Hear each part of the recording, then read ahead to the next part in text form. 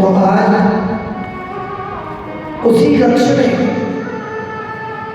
पांचों पांडवों के पुत्र सो जाते हैं, और जब वे पुत्र सो जाते हैं, इधर से अश्वत्थामा आ रहा है कि मैं आज उन 5 पांडवों को मार डालूंगा। आज अश्वत्थामा आ गया और आज अश्वत्थामा ने उन 5 बच्चों की मृत्यु कर दी। लेकिन जब मृत्यु करती है तो आज कहता है अश्वत्थामा कि मैं दुर्योधन के पास अगर गया तो वह मुझ पर विश्वास नहीं करेगा। तो आज वह अश्वत्थामा उन 5 पांडवों के सिरों को ले जाता है। लेकिन इधर जो द्रौपदी है वह सोचती है कि मेरे बच्चे प्रतिदिनों प्रातः काल ही जग जाया करते थे, लेकिन ना जाने आज क्या हुआ कि बच्चे अभी तक जगे नहीं। तो आज वह द्रौपदी एक दासी को भेजती है, और वह दासी आज जैसे ही शयन कक्ष में आती है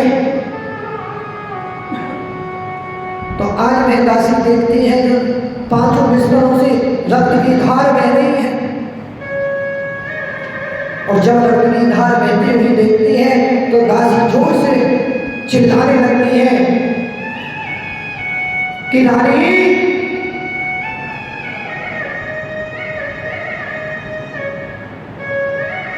जब ऐसा जब दासी चिल्लाती है तो द्रौपदी दौड़ती हुई आती है, और जब दौड़ती हुई आती है तो आज द्रौपदी जोर जोर से चिल्लाकर करने लगती है, क्योंकि अरे जिस स्त्री का अगर पुत्र खत्म हो जाए तो उसका कितना दर्द होता है। लेकिन आज द्रौपदी के आगे 5 पुत्र खत्म हो गए तो आज नाना प्रकार से विलाप कर रही है। लेकिन जब विलाप कर रही है तो इधर से 5 पांडव आ जाते हैं, कहते हैं कि द्रौपदी आप क्यों रो रही हो। लेकिन आज मैंने ऐसा पूछा तो आज द्रौपदी ने कह दिया कि स्वामी आज मैं अनाथ हो गई। लेकिन आज जब ऐसा कहा तो अर्जुन कहने लगा, देवी तुम ऐसा क्यों बोलती हो, अरे आपके तो 5 पुत्र हैं। लेकिन आज जब ऐसा कहा तो द्रौपदी कहने लगी, स्वामी किसी ने हमारे पुत्रों की हत्या कर दी। लेकिन इधर अश्वत्थामा उन बच्चों के शवों को लेकर के दुर्योधन के पास जाता है। तो दुर्योधन कहता है कि भैया मुझे सबसे पहले उस भीम का सिर दिखा जिसने मेरी जंगा को तोड़ा था। लेकिन आज अंधेरी रात है और उस अश्वत्थामा ने अपने झोले में हाथ डाल करके एक बड़ा सा सिर निकाल करके दे दिया। लेकिन जब निकाल करके दिया तो आज दुर्योधन ने जैसे ही उसके सिर पर हाथ रखा तो आज वह सिर पिचक जाता है।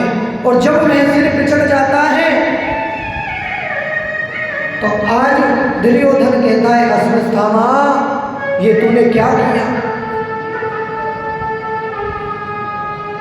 अरे मैंने तुझको उन 5 पांडवों का वध करने के लिए बोला था, लेकिन आज तूने मेरे कुल में कोई जीवित नहीं छोड़ा जिससे मेरे पितृ देवता को जल दे सके कोई।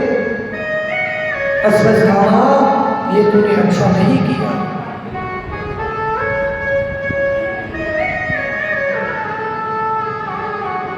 जब ऐसा अश्वत्थामा कहता है तो आज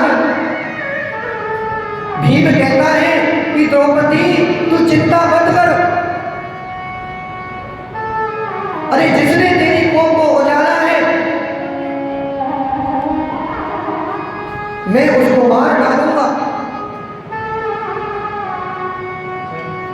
लेकिन आज जब ऐसा कहा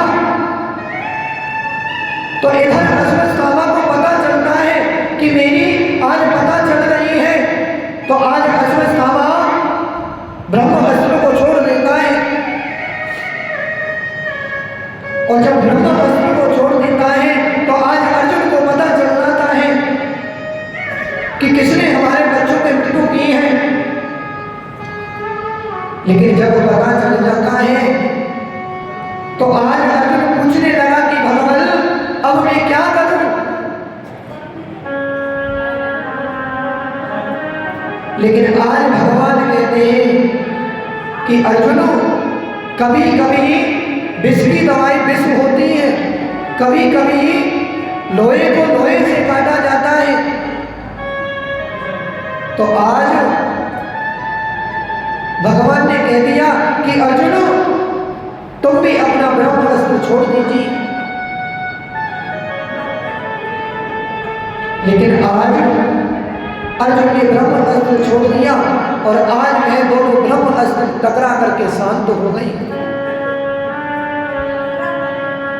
लेकिन आज वो ब्रह्मास्त्र शांत हो गए तो आज अर्जुन ने भगवान से पूछा, भगवान हमें इस अश्वत्थामा को क्या दंड दें। लेकिन जब ऐसा कहा तो भगवान ने कह दिया कि कभी भी ब्राह्मण को मारना नहीं चाहिए और ये बच्चों का पुत्र है तो इसे छोड़ना भी नहीं चाहिए, क्योंकि इन्होंने बच्चों की मृत्यु की है तो इसलिए इसको छोड़ना भी नहीं चाहिए।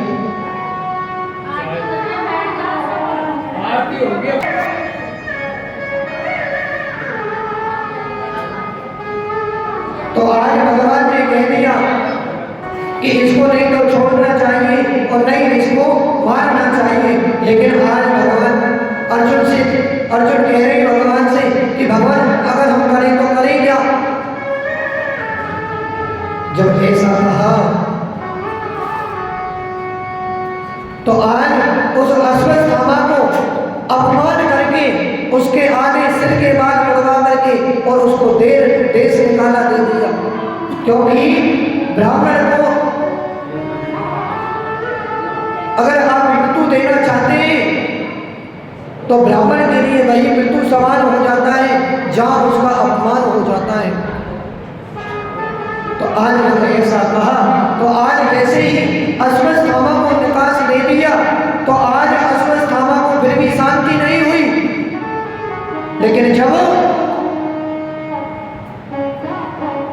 अश्वत्थामा देखता है कि अब इनके कुल में कौन बचा है जिसकी मैं मृत्यु कर सकूं, लेकिन आज अश्वत्थामा को पता चला कि अभिमन्यु की पत्नी है जिसका नाम है उत्तरा और वह एक बच्चे को जन्म देना चाहती है। जब ऐसा कहा तो आज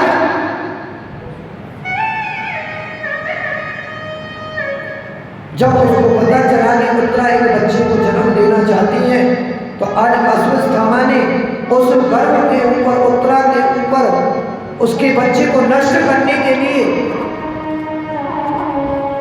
आज ब्रह्मास्त्र छोड़ दिया। और जब वह ब्रह्मास्त्र छोड़ दिया तो आज उत्तरा भगवान से प्रार्थना करती है, कहती है कि पाई पाई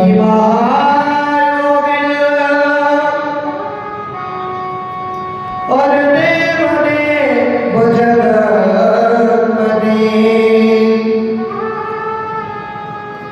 नायम दुर्भयो वश्ये यत्र मृत्यु परस्परम्। कि हे गोविंद, अरे ये बार मेरे बच्चे को मारने के लिए आ रहा है तो हे गोविंद मैं आपकी शरण में हूं, आप मेरी रक्षा कीजिए।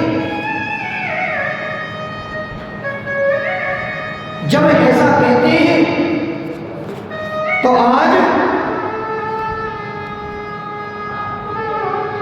भगवान तनिक भी देरी नहीं करते हैं और आज उत्तरा से कहते हैं देवी तो अपने मन में एक मातृभाव लाइए। और जैसे ही उत्तरा ने मातृभाव लाया तो आज भगवान अंगूठे का रूप धारण करके उसके गर्भ में प्रवेश कर गए। और जब गर्भ में प्रवेश कर गए तो आज भगवान ने उस बच्चे की रक्षा की।